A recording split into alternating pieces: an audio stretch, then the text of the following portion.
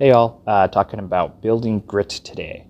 So this will be entry 6 of this vlog, and the reason that this topic's coming up to mind is because at the end of the year I like to do these check-ins with myself to just make sure, like, hey, mentally, how am I doing?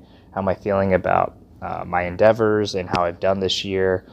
And I think most people do a similar thing, whether they know it or not, especially with like was it New Year resolutions and things like that. And so the reason grit specifically is what I'm covering is because a lot of articles talk about you need a lot of grit to be successful in life or etc. You know, you always hear these one-liners from people, and they never tell you how to do it though. They just say, hey, this is a trait that you have to be successful.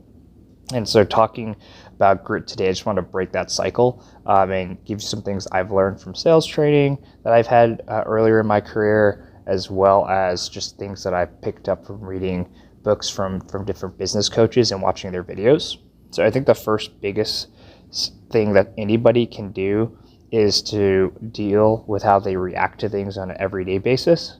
So separating your emotion from how you react to things is really the key to just keeping a level head.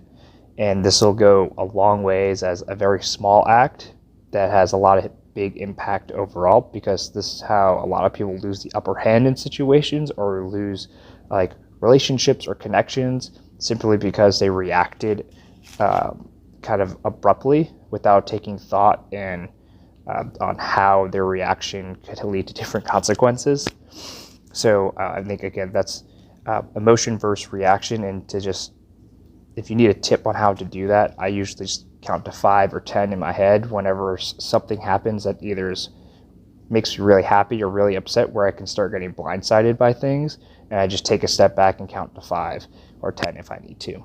The second tip that I'd probably give somebody is identity versus role.